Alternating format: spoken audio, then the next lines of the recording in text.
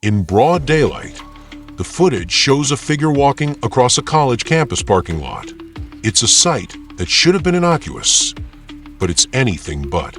The man in the Deadpool costume isn't just another prankster. He's a predator who has been stalking 21-year-old Lauren McCluskey for over 2 weeks. Brace yourself as we uncover the chilling details of the Lauren McCluskey case, a tragedy that sent shockwaves across the United States in 2018. On October 22, 2018, Lauren vanished without a trace. Just 9 days earlier, on October 13th, Lauren had walked into the campus police department, trembling. She had received threatening text messages from an unknown number, and her heart was heavy with fear. But the police shrugged her off. No one believed her. In the following days, Lauren tried to sound the alarm. 14 calls to the cops. Yet, each time, she was dismissed, as though her distress meant nothing. And then there was the encounter on October 9th, captured on security cameras. Lauren meeting a man, Sean Fields, or so he claimed. Her roommate confirmed Lauren had planned to break up with him that same day. But Sean Fields, that wasn't even his real name. If it weren't for the clues Lauren had left behind, her disappearance could have easily remained unsolved. But Lauren, smart, brave, and relentless, ensured someone would uncover the truth and expose the sinister truth behind the man in the Deadpool costume. He wasn't just a harmless college eccentric. He was a manipulative, dangerous predator, skilled in deception. He got what he wanted, no matter the cost, and Lauren was just one of his victims. It all started back in 2013, in the small town of Pullman, Washington. Lauren, with her loving parents, Matthew and Jill McCluskey, had a seemingly perfect childhood. Successful in school, surrounded by friends, an athlete with no fear.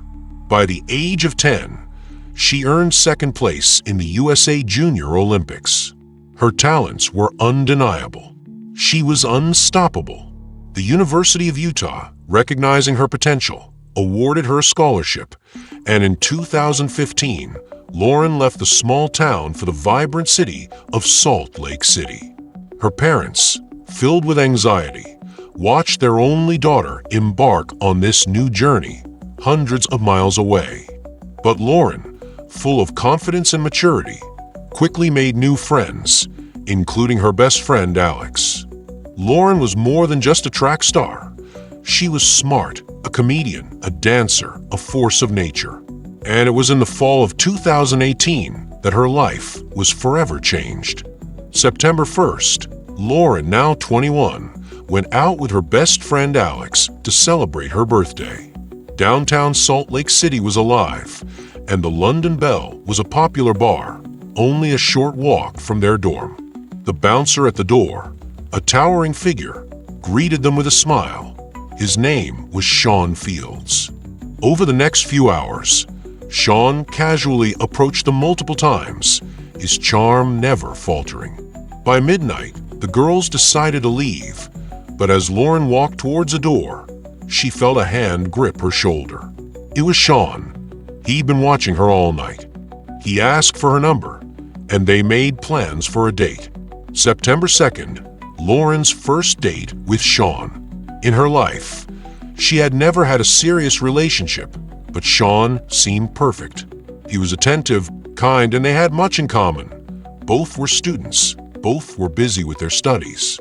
He was older, at 28, but still youthful in many ways. Lauren felt safe with him, and it seemed like a dream come true.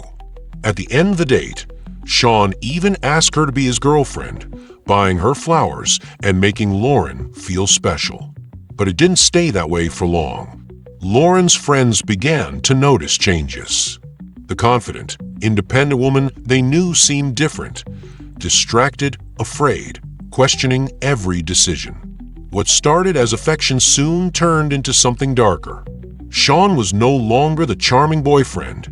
He was obsessive. He bombarded her with calls, texts, and messages that made Lauren uncomfortable, pressuring her to comply with his every demand. His words seemed loving at first, wear this outfit, wear that, but the control was subtle and sinister.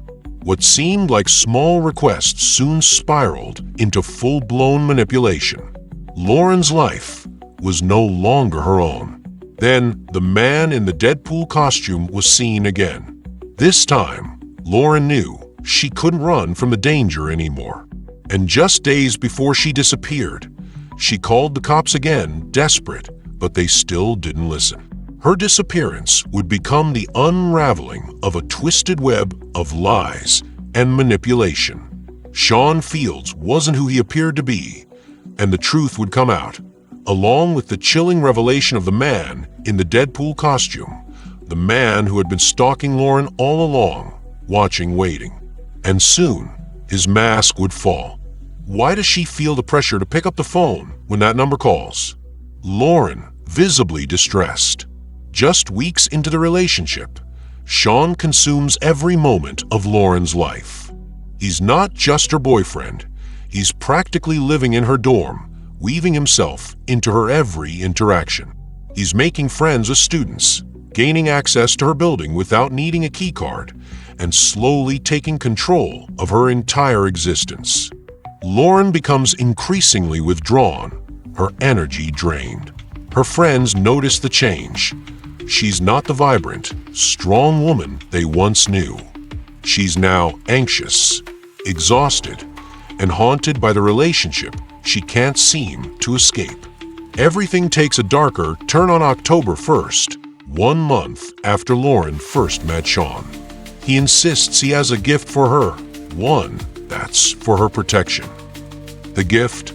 A loaded, military-grade pistol. Shocked, her friends immediately intervene, warning Lauren that this isn't about safety, it's about control. But it's too late. Sean's grip on her life is tightening. Lauren's friends, desperate and worried, escalate their concerns to Diamond, the dorm's resident assistant. They fear Lauren is in danger. Sean's threats and the gun are no longer things to dismiss as harmless. Diamond, alarmed by the growing tension, reaches out to the university's security team. Yet despite the urgency, the response is chillingly indifferent. Her email, pleading for help, is met with silence. No action, no follow-up. 2 days later, on October 2nd, campus security receives the first formal report about Sean Fields. The email outlines concerns. Lauren may be in danger. Sean is spending too much time on campus, possibly acquiring a weapon, and tracking her every move. Yet, despite the red flags, nothing is done.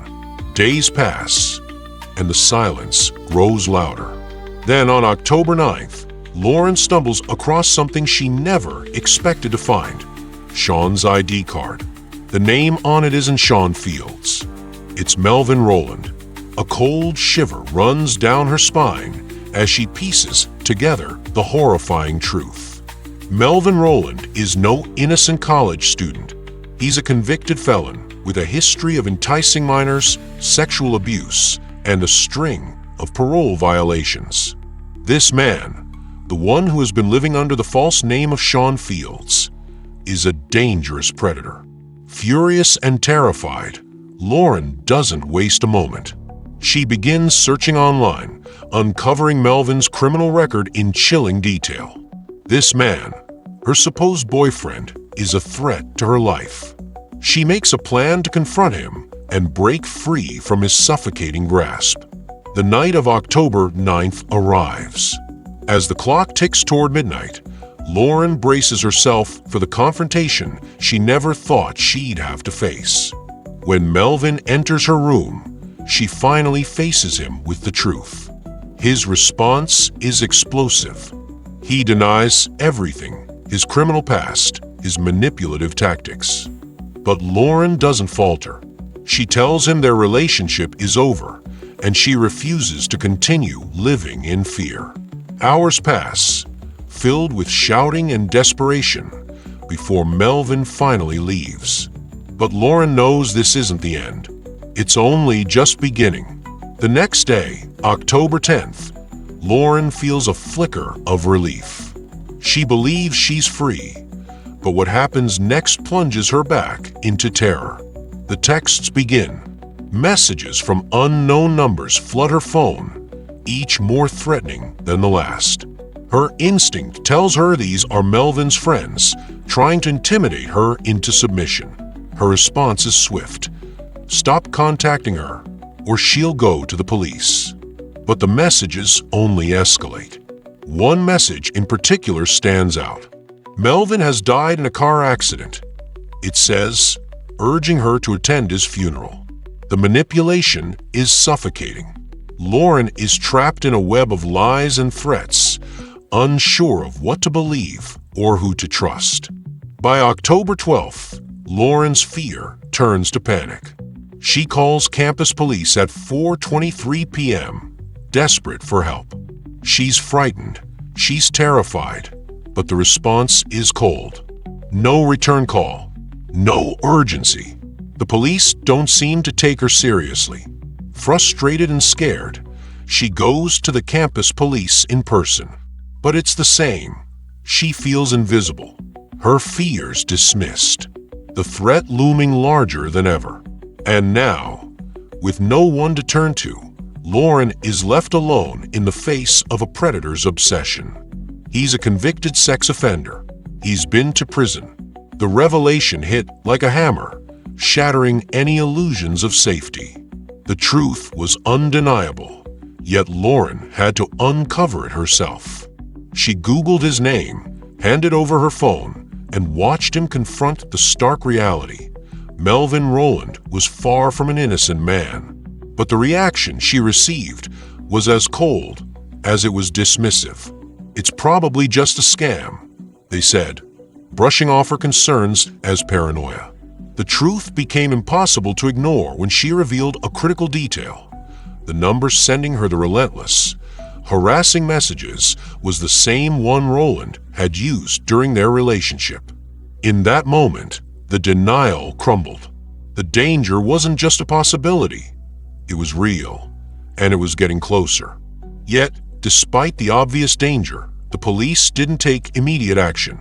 They told Lauren that the detective wasn't in the office and that she'd hear back by Tuesday. But the case had been assigned to Detective Kayla Daloff, who, at the time, was on vacation. It was like the world had forgotten Lauren's cries for help. Despite Lauren providing every unsettling detail, including Rowland's violent criminal history, no one bothered to follow up.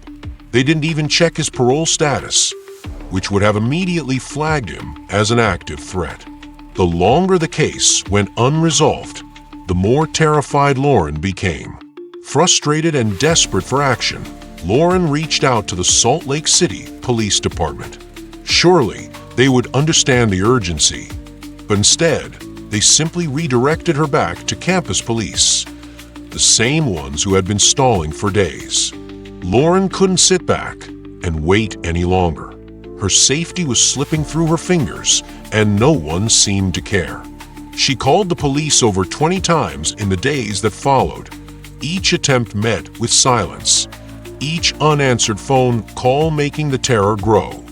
By October 19th, Melvin had taken his obsession to a new, chilling level. He had bought a Deadpool costume, preparing to wear it for Halloween. But he wasn't planning on trick-or-treating. He was planning something much darker. Just 10 days after Lauren ended the relationship, surveillance footage caught him lurking around campus, his face hidden behind a mask. He was stalking her, silently moving through the shadows, holding a small black bag. Little did Lauren know, that bag contained a deadly weapon, a fully loaded .40 caliber Beretta. The stalking didn't stop there. On October 22nd, just days later, Melvin was back, caught on multiple security cameras, holding the same black bag, once again searching for Lauren. But this time, Lauren didn't know he was right around the corner. At 8 p.m., she finished her last class and began her walk back to the dorm, calling her mom like she did every day. She sounded calm, upbeat, as if nothing was wrong.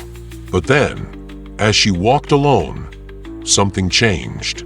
Matthew and Jill, Lauren's parents, were on speakerphone, casually chatting about her day, when they suddenly heard something.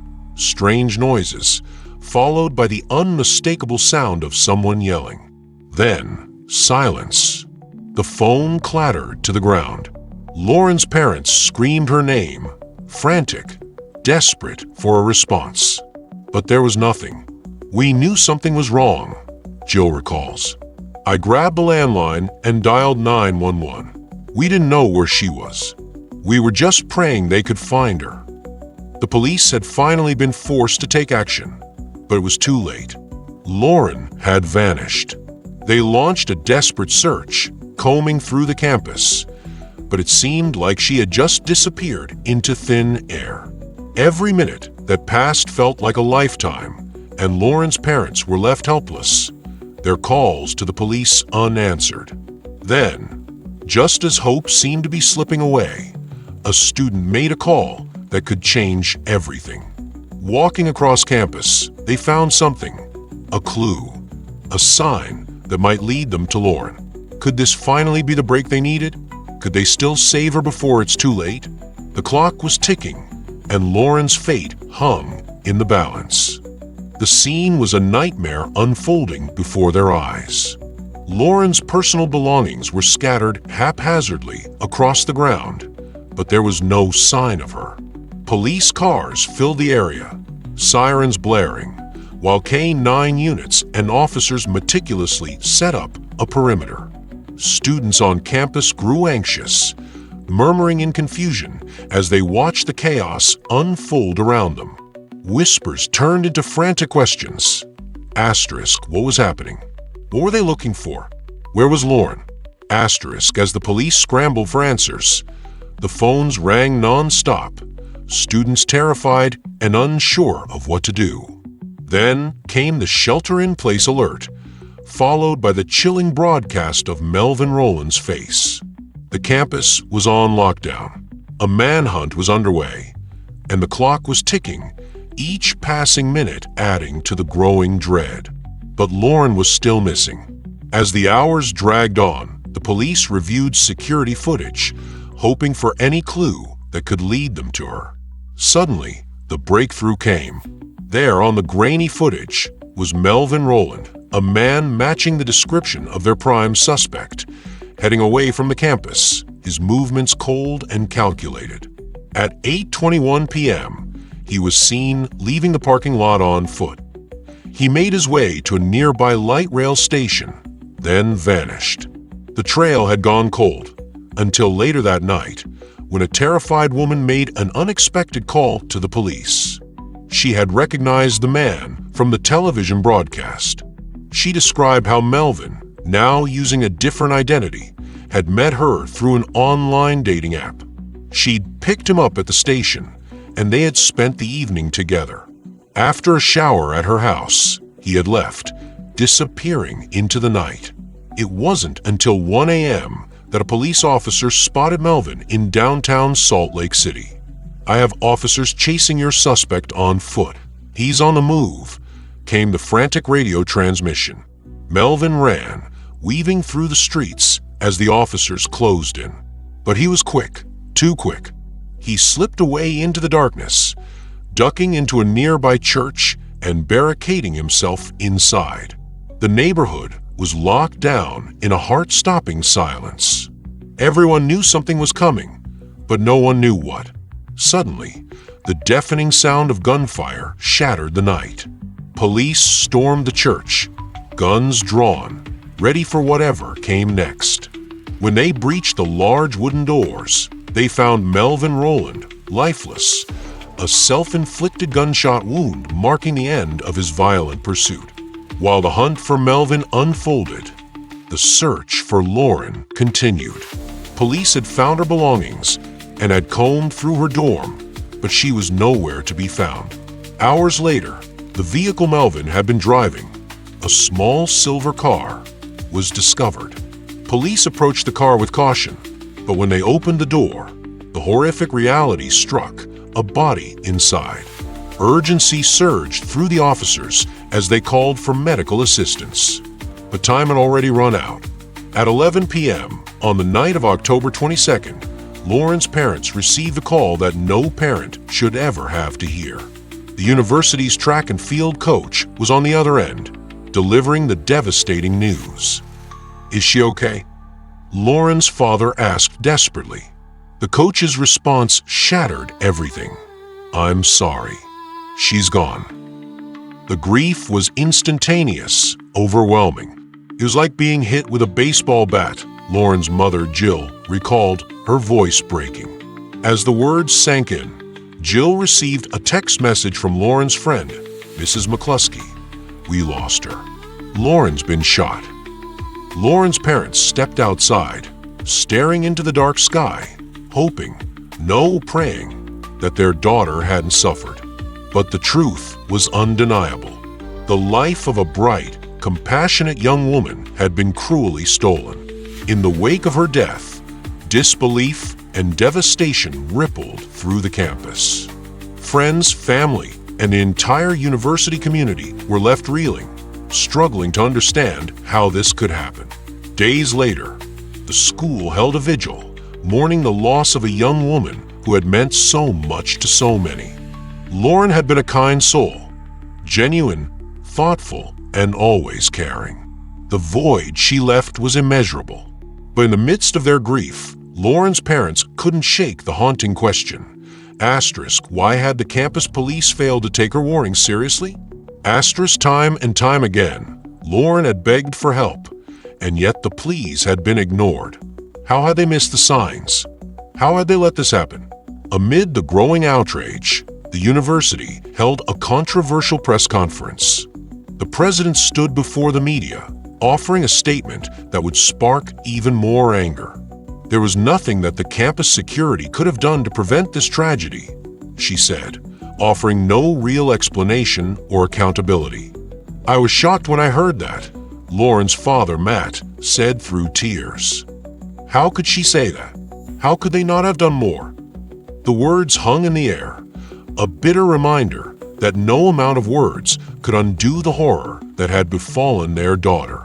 The world had lost Lauren McCluskey, and in the silence that followed, only one truth remained. It was too late for apologies. I felt my stomach churn, as if the world itself was collapsing around me. How dare they? How dare the university try to cover its tracks while we're left here with nothing but an aching void where our daughter once was? Lauren's gone. She's gone. And they want to shift the blame? The number of times she begged for help, her cries for justice falling on deaf ears. It should have only taken one call. One call. Instead, it was ignored over and over again, as though her life meant nothing. Furious and heartbroken, Matthew and Jill McCluskey refused to let the university's negligence go unchallenged. They filed a lawsuit, not just for justice, but to ensure no parent would ever have to endure what they had. This was more than just about their daughter. It was about changing an entire system that failed to protect her. They demanded accountability from the institution that had let their daughter slip through the cracks. They fought for reform, hoping that through the ashes of their grief, something positive could emerge. The memory of Lauren would be the catalyst for change. "I don't want to be here in a world without Lauren," Matthew said, his voice breaking. "But I'm here, and I have no choice but to fight. I have no choice but to make the world better, because Lauren deserves that." In her memory, they established the Lauren McCluskey Foundation, a beacon of hope dedicated to campus safety reform. All the proceeds from their lawsuit would be funneled into this cause, ensuring that her death would not be in vain. The McCluskeys weren't just seeking justice, they were creating a movement that would make campuses across the country safer, that would prevent other families from experiencing the pain they had suffered. What started as a personal tragedy sparked a wave of change that swept through the nation. Protests erupted. Signs like *Justice for Lauren*, Asterisks were plastered on the windows of government buildings. And they didn't stop there. They fought for real, tangible reforms, from changes within police departments to overhauls in housing, to the establishment of new task forces and comprehensive faculty training. The world had to change, and they were going to make sure it did. One of the most powerful tributes to Lauren's memory was the promise of an indoor track and field facility, forever bearing her name. Every day, Lauren's legacy was honored, not in words, but in actions. The promise that women would be believed, that when they asked for help, their cries would not be ignored. This promise, known as Lauren's Promise, became a rallying cry for women across the nation. It was a vow that when someone spoke up, when they said they were in danger, you would listen, and you would act. The message was clear. It's not your fault. It's okay to talk about it, and we're going to do something about it. The promise took root in communities nationwide, growing stronger with each passing day. Lauren's Promise became more than just a foundation. It became a lifeline. Students came forward, telling their stories, saying, "Because of Lauren's Promise, I'm still here. I'm alive." And so, even in the face of their unimaginable grief, Matthew and Jill McCluskey found strength. They found purpose. They knew that Lauren's story wasn't just about a tragedy. It was about transformation. It was about making sure that, in the end, no one else would have to endure what they had. Thank you for tuning in to our channel. We hope you enjoyed the content and found it informative. Please show your support by liking this video and subscribing to our channel. We also encourage you to leave a comment below, as we genuinely appreciate your feedback and love hearing from our viewers. If you have any case suggestions or topics you'd like us to cover in future videos, please let us know. Until next time, stay safe out there.